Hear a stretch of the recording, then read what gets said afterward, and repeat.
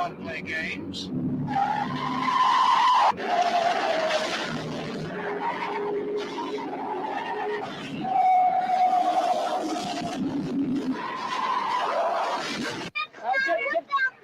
Get back in the bus, please. Please, come on, back in the bus.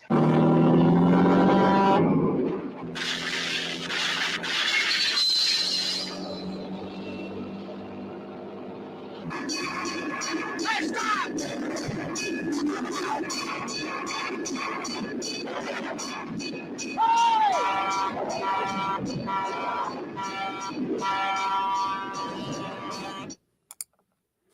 And good morning, everybody. Welcome to day 7 of 31 Days of Monsters.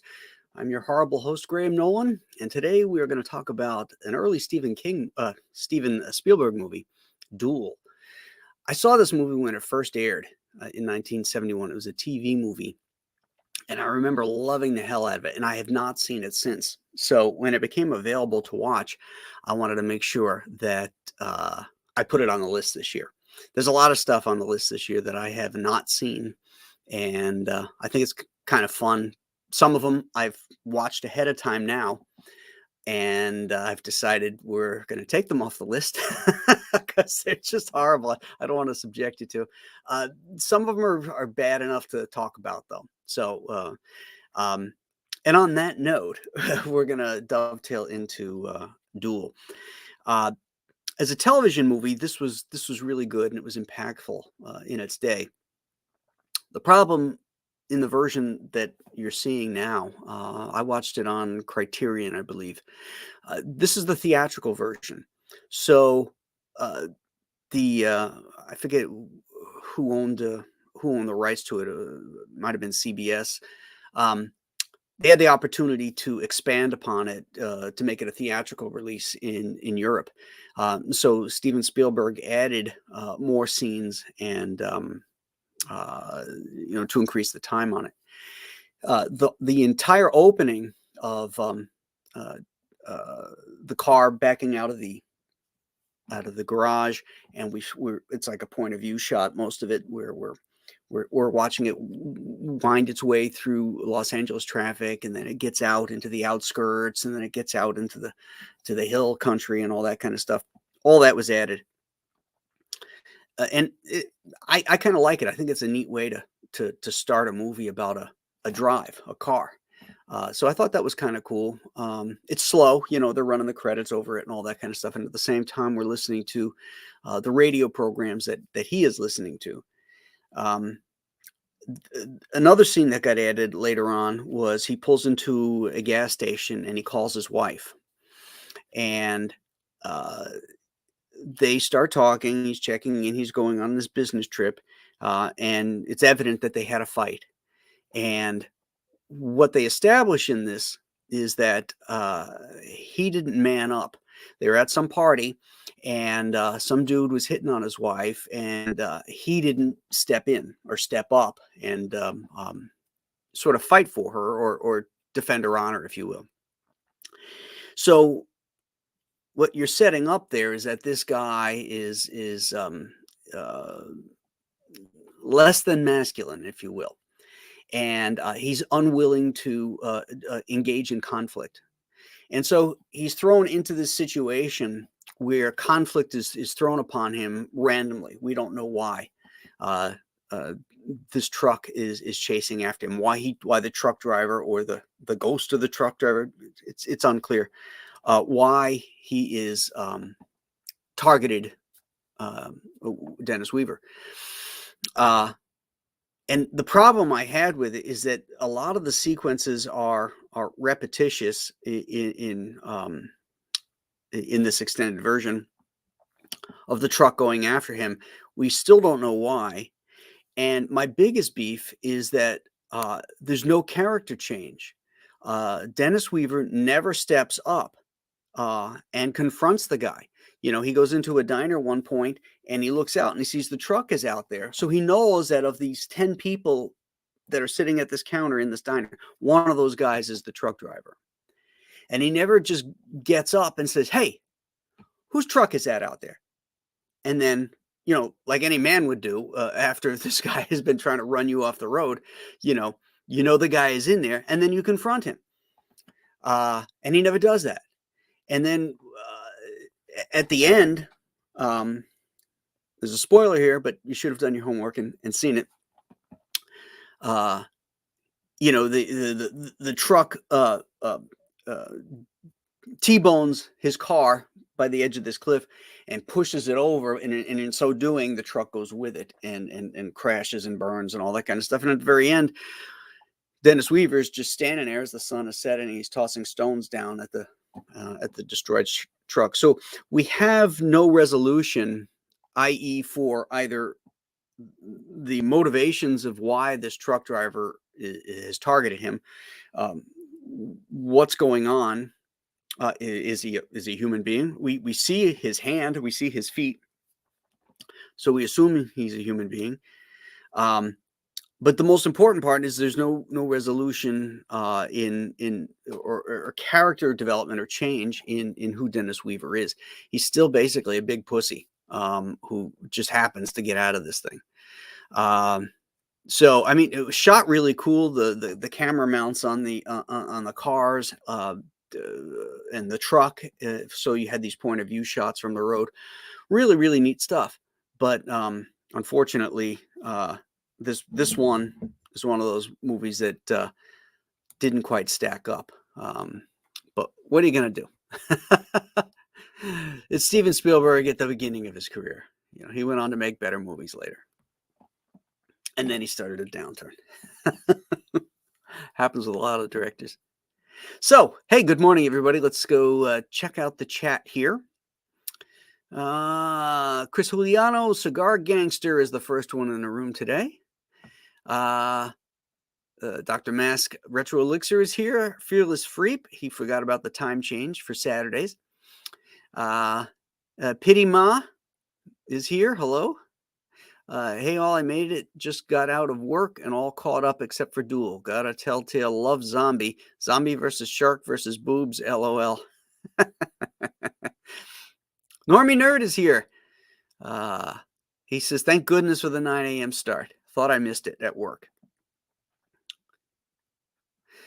H is for heretics. Reminds us that when driving a Plymouth, not to piss off a trucker.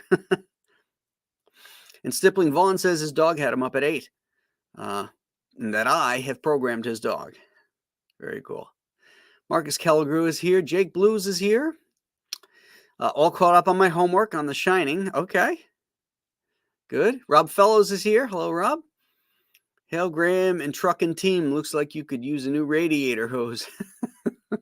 We know Rob watches all these movies because he always has a quote from them, and I love that. So keep it coming, Rob. Master Baker 78. Is that a Nova? I don't think so. Did Plymouth make a Nova? I don't know. Not positive on that. Black Ice just ordered the Chinook yesterday. Can't wait to get my copy. Awesome. Julie's going into the office today, or the fulfillment center, I should say. We have a bunch of orders that have to go out, so she's going to take care of that. So you should have it early next week. Dan Genovese is here. Marcus Calgary says he thought I had seen everything. It only seems like that sometimes. Fearless Freep, I owned a 65 and a 74 Plymouth Valiant. Good cars. I think my grandfather had a Plymouth Valiant. Kind of boxy thing.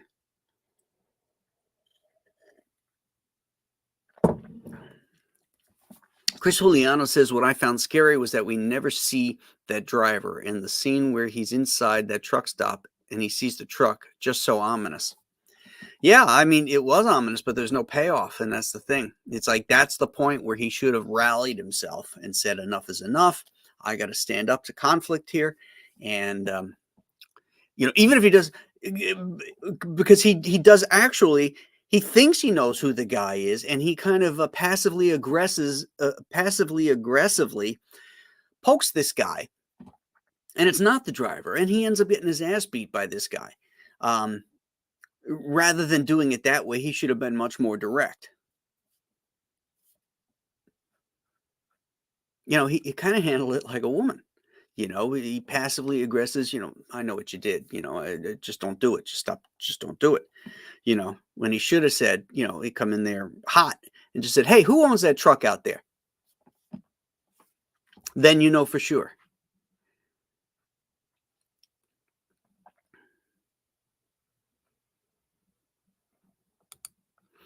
How many of those incidents did Dennis Weaver's character need to realize it was better to lose his account and fight for his wife than trying to make it to his customer's account? True enough. Oh, this is another thing. After that sequence in the diner, and he realizes he sees the truck driving away. He now knows he's got the wrong guy. The guy isn't lying. The truck is driving away, and then he runs out the door and he starts running down the highway after the truck.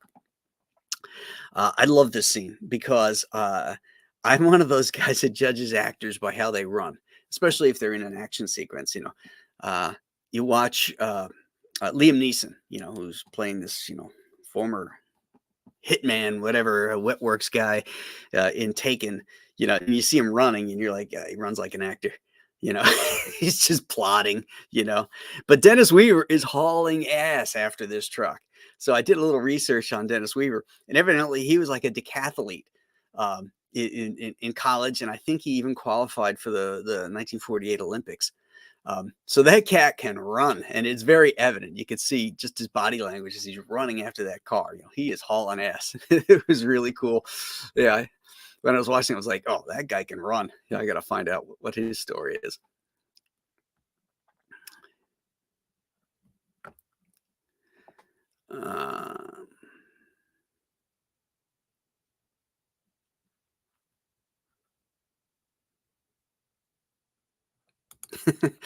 Dr. Mass says villains always drive dirty, smoky vehicles, just like an Evan Ottage jug band Christmas.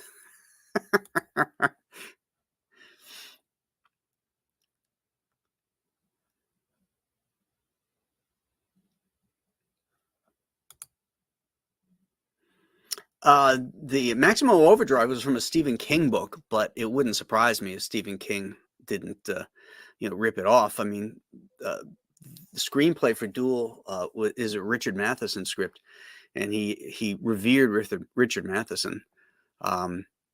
So it's quite possible.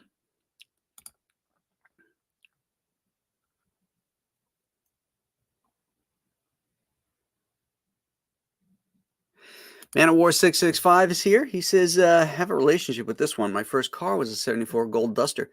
I stared at the exact same instrument panel, gauges, dummy lights, and all for 5 years. I love those 70s cars. Faust Fury is here.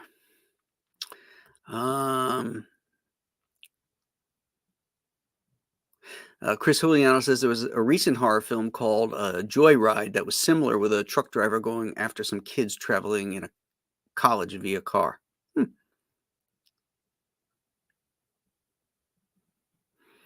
Maddie Dubb says my friend was scared of trucks when we were kids because of Duel. Well, it's a noisy, smoky, I guess it's a fuel truck. Marcus Calgary says Chevy made the Nova. Okay. It was a Valiant Chevy made the Nova. All right. Our car guys are coming out here. First watched this on TV in England paired with Killdozer. Another Richard Matheson script. As a kid, it was disappointing that the truck had a driver and was not possessed or alien controlled. I agree, Rob. I feel like it would have been better if we never saw the truck driver. Maybe just, some of those shots where it's either a figure is silhouetted in there, or you have the windows up and they're all dirty and smoky like everything else, so you just can't tell. I think that would have been cool.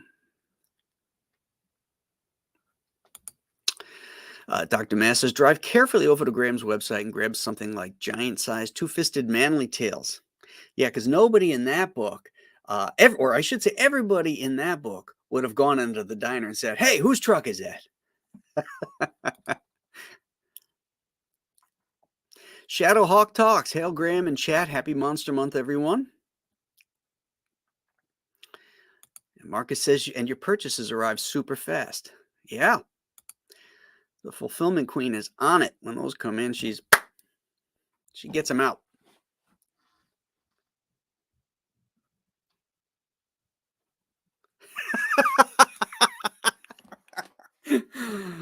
Stiffly Fought says, perfect line when you've seen Graham at a show. Hey, whose truck is out there?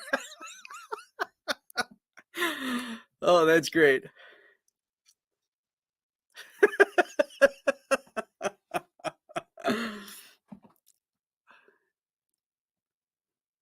That made my day.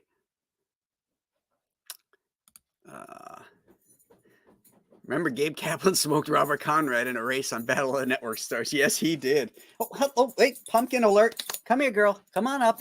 Come on up. Get it. Oh, my goodness, Google. All right. Pumpkin has made her obligatory appearance this morning. Rob Fellows says, my Joe Frankenstein 2 arrived this morning, and I just opened it live. Oh, cool. Many thanks for the superbly presented edition this afternoon sorted. All right.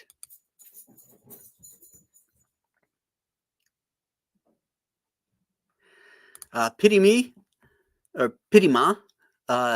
Did you ever review Burnt Offerings or The Sentinel? No. I haven't done either of those yet. Oh, I forgot. Got my Joe Frankenstein 2 yesterday. Can't wait to dive in. Excellent, excellent.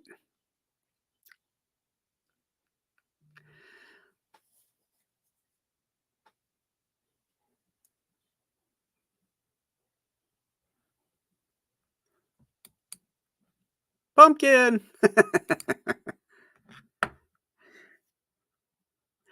All right. Let's see. What is up tomorrow? I have forgotten my list. Here, let me call it up. Unless one of you guys got the list there.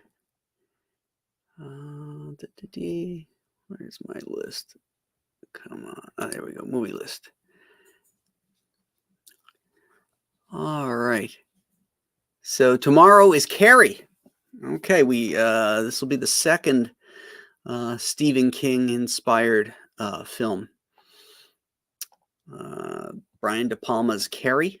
I had never seen this movie. This is another one that I had never seen until like a couple days ago when I was prepping for the shows. So yeah, so that'll be a fun one. Tomorrow is Sunday, so I think we're gonna go for the 8:00 time tomorrow because the Buffalo Bills are playing the 9:00 game in London, England. So I think we'll go with the 8:00. Oh, it's the original, Brian De Palma one. Stippling. Oh, Mike Ortego is here. Hello, Mike. Kurt Russell made a movie called Breakdown and wasn't on the level of Duel. Oh, I've seen that movie. That's great. But that's not really. It's not really the same plot. I mean, that's about a kidnapping that everybody is saying didn't happen. While it does take place on the road and it does have a trucker in it, it's a very different plot line. Here, here. I agree. I think it's dumb. But they've turned London into Buffalo over there because, I mean, so much of Bill's Mafia has gone over there. I've seen pictures that people have sent back of bars or pubs with Bill's logos all over it. So it's pretty cool. The Bill's Mafia is representing there. Let's see, we got a couple more. Oh, Chris Oliano says, go Bills. Yeah, go Bills. Cigar Gangster, have I ever discussed Wicker Man? No, I haven't done that one. You're talking about the original one with Christopher Lee and Edward Woodward? I have not done that one. I haven't done the other one, the remake either, but if I was going to do one, it would be the original.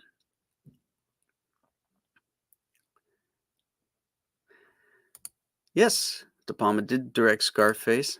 Mm-hmm.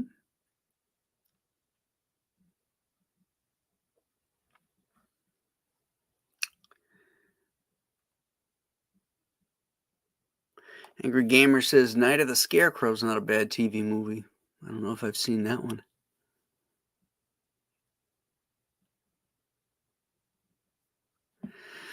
All right, my friends. So we have our marching orders. Tomorrow is Carrie, and you guys have a great Saturday, and we'll see you tomorrow morning at 8 o'clock. Have a good one. Bye-bye.